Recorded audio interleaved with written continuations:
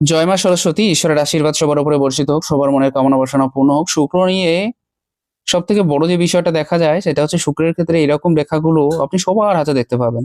এই রেখাগুলোকে কেউ কেউ খারাপ বলে থাকে, কেউ কেউ ভালো বলে থাকে, কিন্তু বড় বিষয় হচ্ছে এরকম রেখা থাকা কিন্তু ভালো। কেন বলছি? তাদের মনের যে কামনা বাসনা বা ইচ্ছে থেকে থাকে তার কম বেশি কিন্তু পূরণ করিয়ে দেয় যদি এরকম টাইপের রেখা থেকে থাকে তাহলে। তবে এই রেখাগুলো যদি সোজা থেকে থাকে, সুন্দর থেকে থাকে, তাহলে ভালো রেজাল্ট দেয়। এবার অনেকের হাতের ক্ষেত্রে দেখবেন যে ছোট, ছোট কুচি, কুচি রেখা থাকতে হয়। ঠিক এরকম টাইপের একাধিক রেখা এভাবে কাটিং সাইন হয়ে এভাবে জুড়ে আছে। এই সাইনগুলো কিন্তু খুব একটা বেশি ভালো ফলাফল দেয় না। এটা কিন্তু এদের মনের একটা বিকৃত স্বরূপ বুঝিয়ে দেয়, বা মনে করুন যে ক্ষেত্রে আমি একটু আগে বললাম যে একটা আশা মনের ভিতরে থাকে, সেই আশাটা পূরণ করার যে চেষ্টা করে সেটা। এদের ক্ষেত্রে কি হয়? কর্ম না করেও আশা রাখার বিষয়টা থেকে যায়। যার কারণে সেটা পূরণ না হওয়ার একটা বিষয় থেকে যাচ্ছে।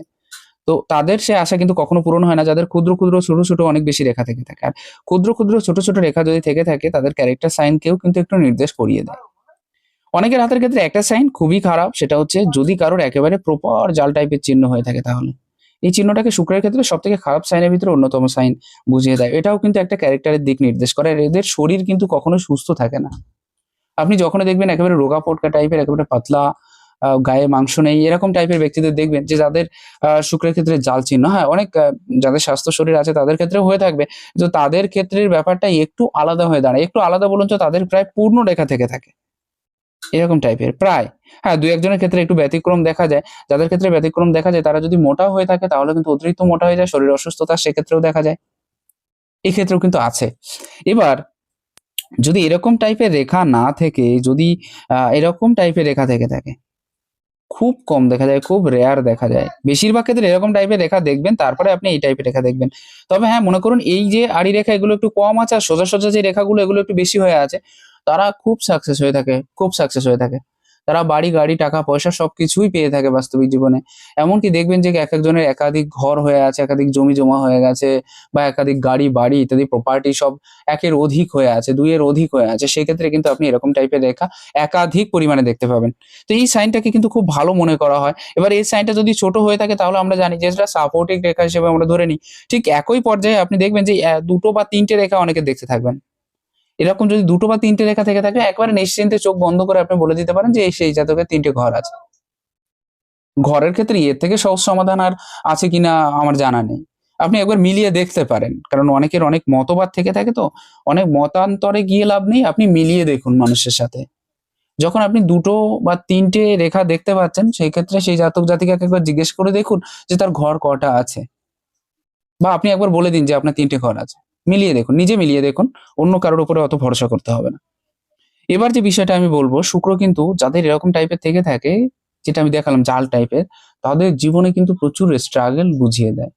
স্বাস্থ্য সংক্রান্ত স্ট্রাগল কিন্তু মারাত্মক স্ট্রাগল। অর্থ সংক্রান্ত স্ট্রাগল খুব জলদি রিকভারি করা যায়। স্বাস্থ্য সংক্রান্ত স্ট্রাগল কিন্তু মুক্তি হয় না, সেখান থেকে মুক্তি পাওয়া যায় না। তো এই ক্ষেত্রেও কিন্তু সেই জায়গাটা দর্শিত করে এই হাতের ক্ষেত্রে ঠিক যেমন আছে তেমন ভাবে। ঠিক আছে? হাতের রংটাও দেখুন অনেকটা বেশি ফ্যাকাশে সাদা টাইপের হয়ে আছে। যাই হোক, এক্ষেত্রে আরো কিছু কথা বলা যেতে পারে শুক্রের ক্ষেত্রে। শুক্রের ক্ষেত্রে এই রেখাগুলো যখনই এভাবে ছাড়িয়ে চলে যায়, মনে করুন যে এই মঙ্গল স্থান পর্যন্ত না গেলে হলো, আমরা মঙ্গল স্থান এখান থেকে যে রেখাটা বেরোয় সেই রেখাটাকে মঙ্গল স্থান হিসেবে ধরে নিই। তো মঙ্গল পর্যন্ত যদি থেকে থাকে ঠিক আছে। মঙ্গলের নিচে যে রেখা সেগুলো কিন্তু শুক্র থেকে বেরিয়েছে। এই রেখাগুলো কিন্তু খারাপ না। তবে ক্ষেত্র বিশেষে খারাপ।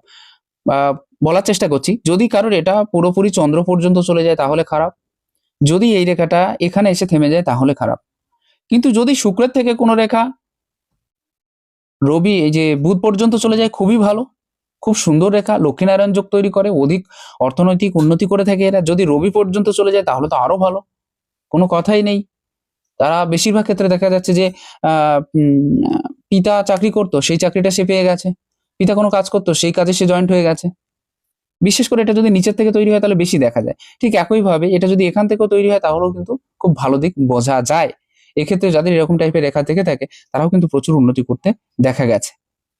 তবে এই রেখাটা এদিকে যাওয়া খারাপ। মঙ্গল পর্যন্ত যাওয়াও খুব বেশি ভালো মনে করা হয় না। এই পর্যন্ত যাওয়াও কিন্তু খুব খারাপ। শুক্রের থেকে ডাইরেক্ট একদম। এই পর্যন্ত যাওয়া খারাপ। তবে আমি যেটা একটু আগে বললাম যে মার্শাল রেখার মতো যে রেখাগুলোর বর্ণনা আমি করলাম, এই রেখা যদি এই রেখাকে কেটে বেরিয়ে যায় তাহলে কিন্তু খারাপ। সেই ক্ষেত্রে তার হতাশা নিরাশার জায়গাটা বৃদ্ধি প্রাপ্ত করবে।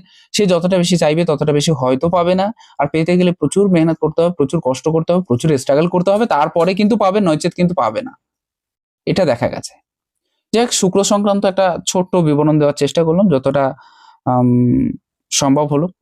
ভালো থাকবেন, ঈশ্বর সবাইকে কল্যাণ করুক।